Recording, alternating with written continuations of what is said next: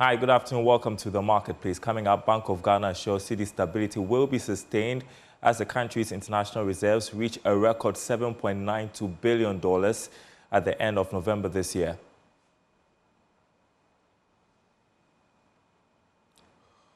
Also coming up, IMF board set to pass Ghana on third program review and approve disbursement of $360 million, which will hit the Bank of Ghana's account this week.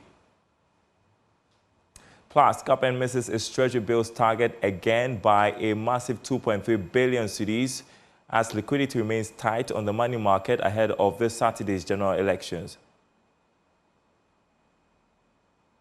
My name is Darryl Kwao. Details coming up.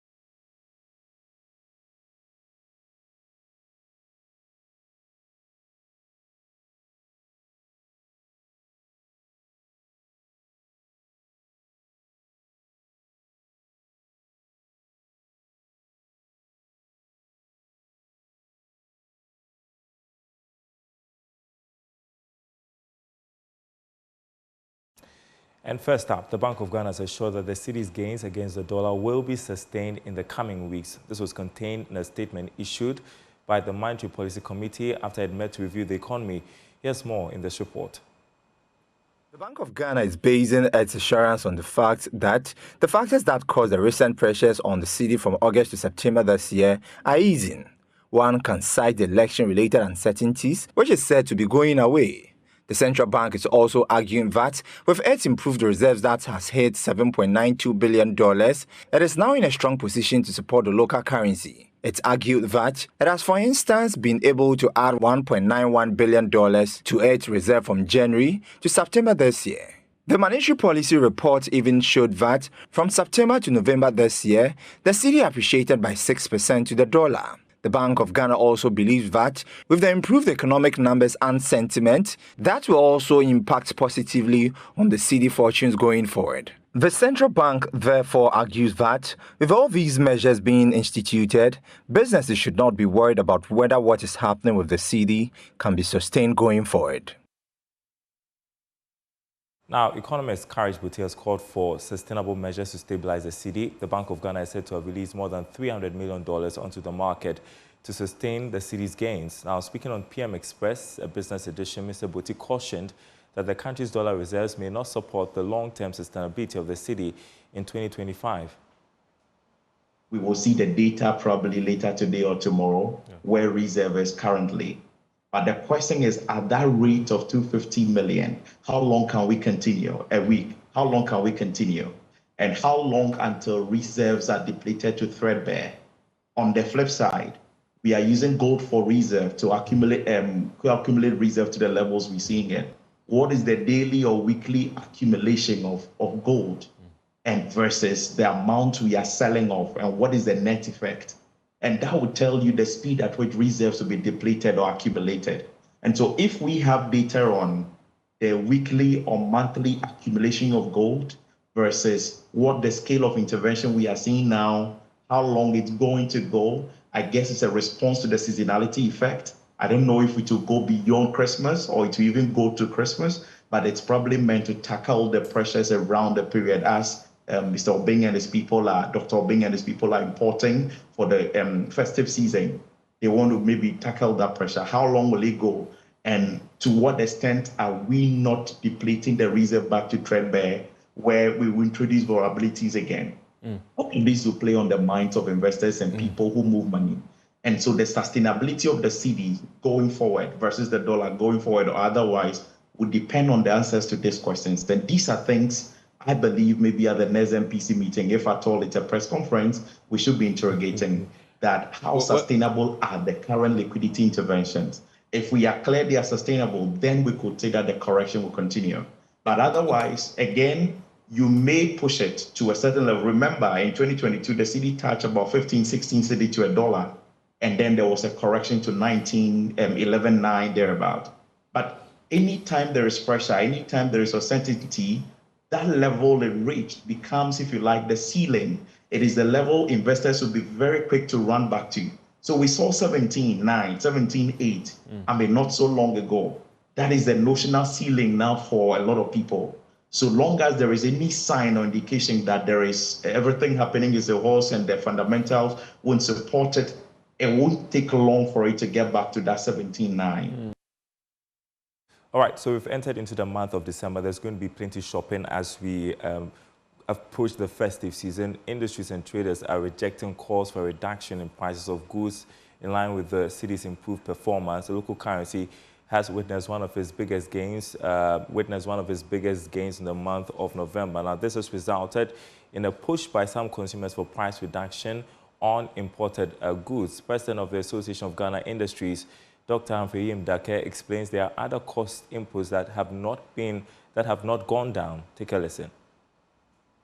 The exchange rate. Before I deal with the exchange rate, I want to pick up from where Dr. Obin mentioned the MPC policy rate.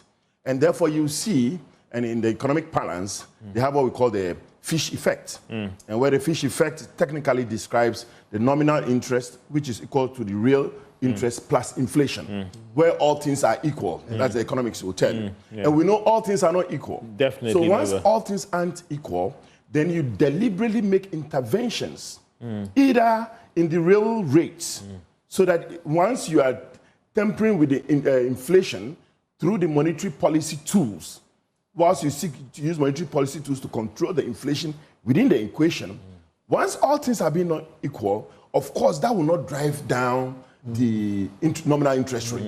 It will not. So for you to do that, you do interventions. Now it's their decision tomorrow in a press state rather than the usual press conference that we are being told. What are you looking forward to? You look forward to a cut or a rate being kept? To us, what will boost consumption is a cut. What will drive productivity is a cut.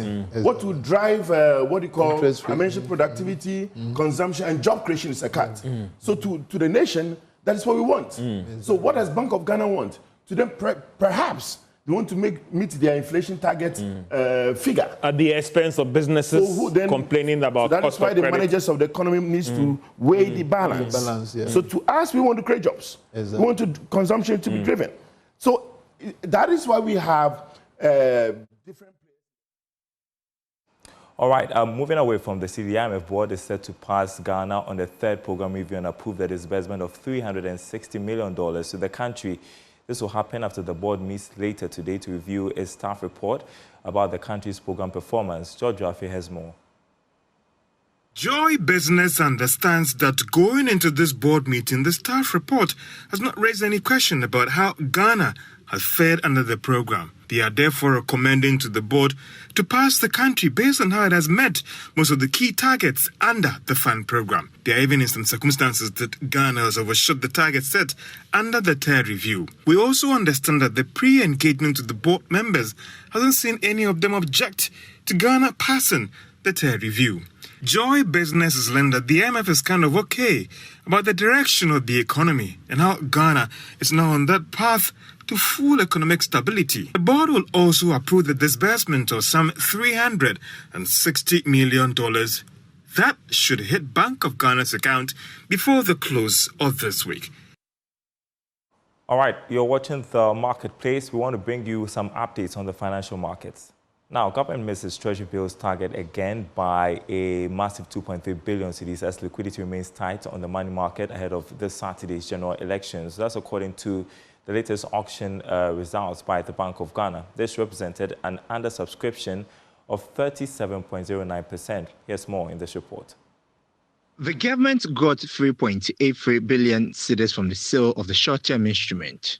This is against the target of 6.098 billion cedis. All the bids tendered for the instrument were accepted. Once again, a chunk of the bids came from the 91-day bill. A little over 2.949 billion cedis, representing 76.9% of the bids were accepted. About 669.37 were tendered for the 182-day bill. For the 364-day bill, 216.58 million were gotten. Meanwhile, interest rate rose along the yield curve. The yield on the 91-day bill went up by 0.40% to 27.36%. VAT of the 182-day bill also increased to 28.09% from 27.78% the previous week. For the 364-day bill, the interest rate also went up to 29.87% from 29.21% the earlier week.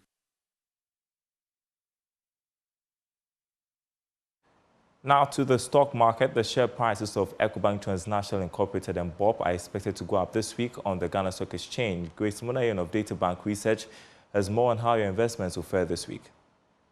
Last week's trading concluded with 4 price movers consisting of 3 gainers and a laggard. The gainers were Ecobank Transnational Incorporated, MTN Ghana and Total Energies, whereas New Gold closed as the sole laggard for the week. The Ghana Stock Exchange Composite Index advanced by 0.62% weekly, the year-to-date gain of 49.97%, whereas the DataBank Stock Index gained 0.51% weekly, the year-to-date gain of 46.58%. Market turnover declined by 48% to 1.79 million Ghana cedis from the exchange of 774,647 shares over 23 counters. New Gold and MTN Ghana led trading activities last week and accounted for 91% of the market turnover. On outlook for this week, we expect the share prices of Ecobank Transnational Incorporated and Ben's Oil Palm Plantation to gain based on increased demand for their shares. For Joy Business Reports, Grace Munanyun of DataBank Research. All right, you're watching The Marketplace. We are taking a short break. We'll be right back.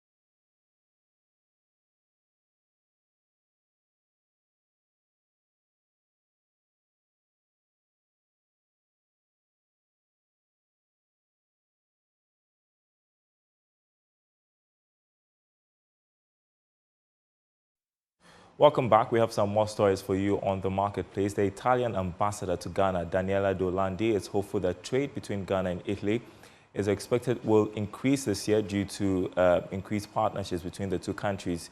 She disclosed that in 2023, the volume of trade between the two countries reached 880 million euros. Here's more in this report. The Italian embassy in Ghana, together with the Italian Trade Agency, held the 9th edition of the Italian Taste event in Accra. This event has been a useful diplomatic tool in bringing to the world an important aspect of Italian life, its food and wine. The Italian ambassador to Ghana, Daniela De Orlandi, spoke to Joy Business when the embassy, together with the Italian Trade Agency, held the 9th edition of the Italian Taste event in Accra. So there's a lot of interest from the Italian community to come to Ghana to improve trade opportunities, and we have inside the embassy an Italian trade agency, and its purpose is to promote trade opportunities, investment opportunities, and connections between Italian and Ghanaian companies.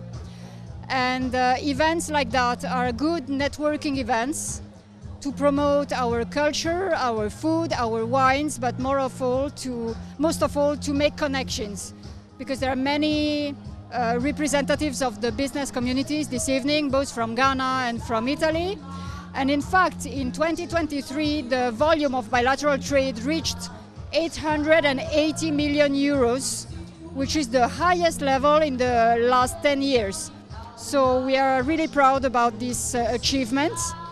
And we believe that Ghana could greatly benefit from the Italian technology, machinery, to transform its rich natural resources and to create added value here in the country. She revealed that Italian businesses invested heavily in the agri sector, citing the opening of a factory in Bator in the Volta region.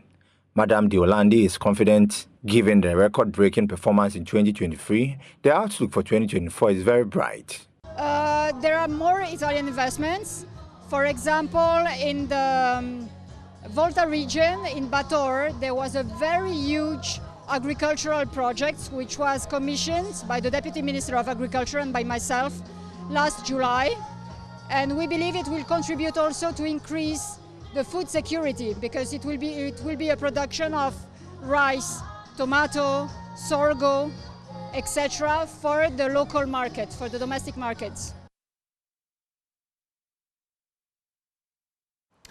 Now, Chairman of the Association of Private Security Organizations of Ghana, APSOG, Ibrahim Abdul Rahman Usunaba, has called for a review of Ghana's laws to modernize and enhance the operations of the private security sector. He made the appeal at a breakfast forum hosted by the Israeli Trade and Economic Commissions. Helena Kai Ai has this report read to you.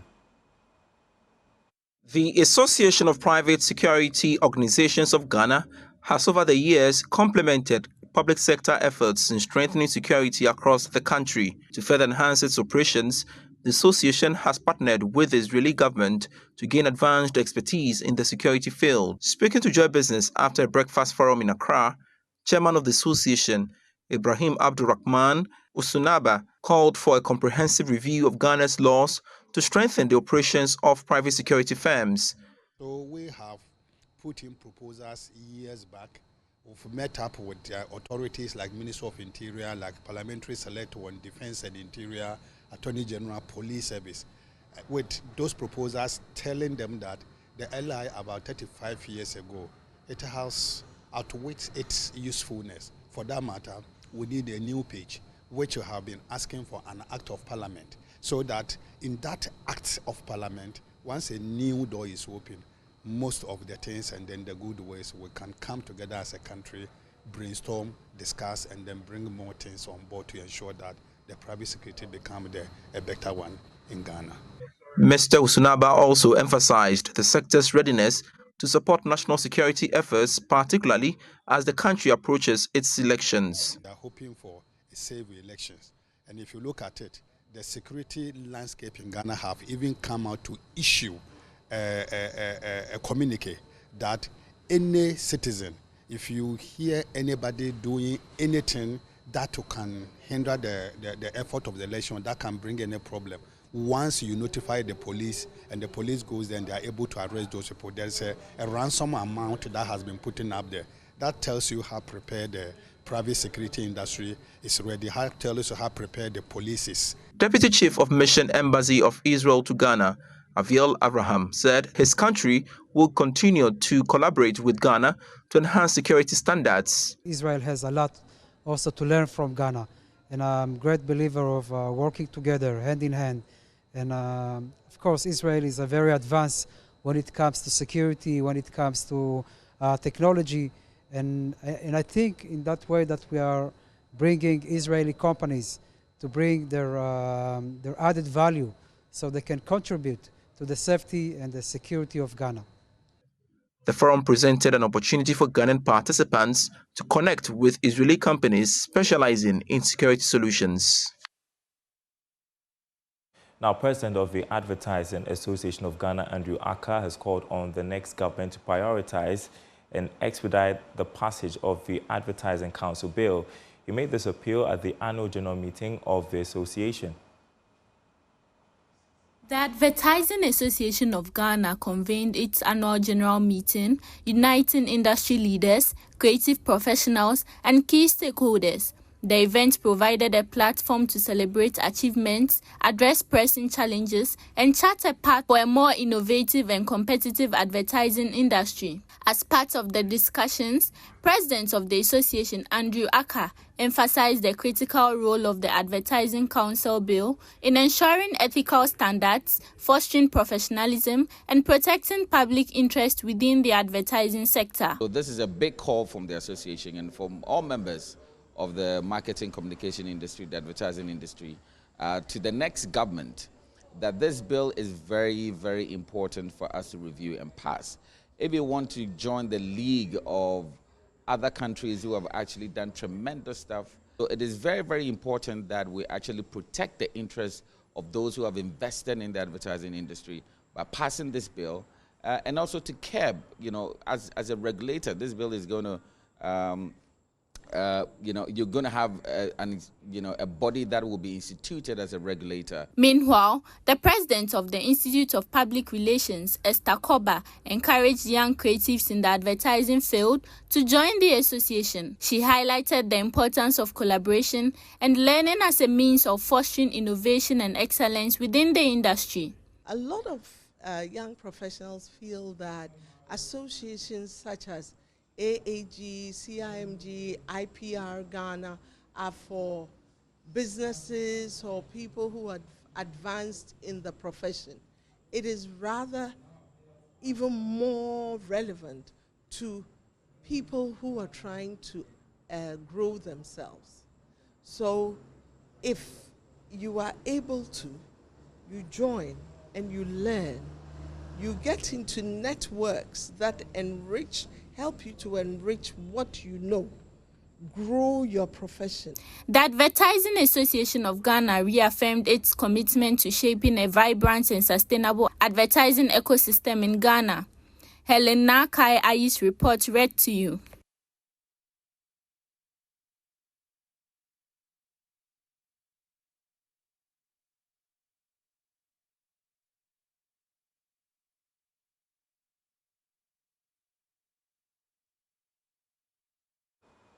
All right, one more story before we go. The Chamber of Agribusiness Ghana, in collaboration with GIZ and ECOWAS Commission, has officially launched the ECOWAS Agricultural Trade Program. Here's more in this report. The in-country launch event brought together key stakeholders from government, the private sector, and agribusiness SMEs to address challenges and unlock opportunities in regional trade. The EAT program aims to strengthen the capacity of 100 Ghanaian SMEs to actively participate in cross-border trade within the ECOWAS sub-region. The Chief Executive Officer of the Chamber of Agribusiness Ghana, Anthony Morrison, emphasized the importance of financial interventions to support SMEs in order to boost their market visibility. Agri-food trade. Our expectations are that within 2 years, the 100 SMEs should be gaining about $20 million. The first year being 10 million, the next 2 years being 20 million. We are also working actively with Zenith Bank through the MasterCard assisted supported fund to see how we can migrate these SMEs to be able to access direct financial support to increase their market accessibility within the cross-border trade activities that we are working on. The ECOWAS Directorate of Trade, represented by Mr. Chris Mensah-Johnson, highlighted the program's potential to revolutionize agribusiness and open opportunities for the private sector to thrive. ECOWAS has put in place several community texts that are supposed to promote the free movement of goods and persons, and the private sector can leverage on that to have access to the rest of the region. Not only that, there's the ETLS protocol that is also there for our members to enjoy. We have the common external tariff, which is there, that is supposed to create the enabling environment. We have the MSMEs Charter, private sector policies. Trade advisor GIZ and ECOWAS, Pascal Onunogbo, elaborated on specific activities and benefits SMEs would gain from the initiative, underscoring its relevance in fostering regional economic integration. We would be primarily in Ghana training some SMEs on business management skills and ECOWAS trade regulations, but moving away from that, subsequently they would also benefit from business diagnostic services which we would give through the program, also market access. We could take them to trade fairs. Last year we took an MSME to a regional trade fair in Abidjan, and yeah, would also work on access to finance and some kind of business sustainability support in terms of matching grants and all. But overall, the model for us is taking MSMEs in a bunch, in a group. You know, we want to work with groups, cooperatives, so that impact would be easily reached. The ECOWAS Agricultural Trade Program stands as a pivotal initiative in advancing Ghana's agri-food sector. All right, that's the marketplace. There is more news on our website, myjoyonline.com/business, including tax cuts are appealing but could deepen economic challenges. Analyst cautions incoming government plus T-bills. Government's target falls short by 2.26 billion cedis. Interest rates still rising. myjoyonline.com/business. Thanks for watching. We'll be back same time tomorrow.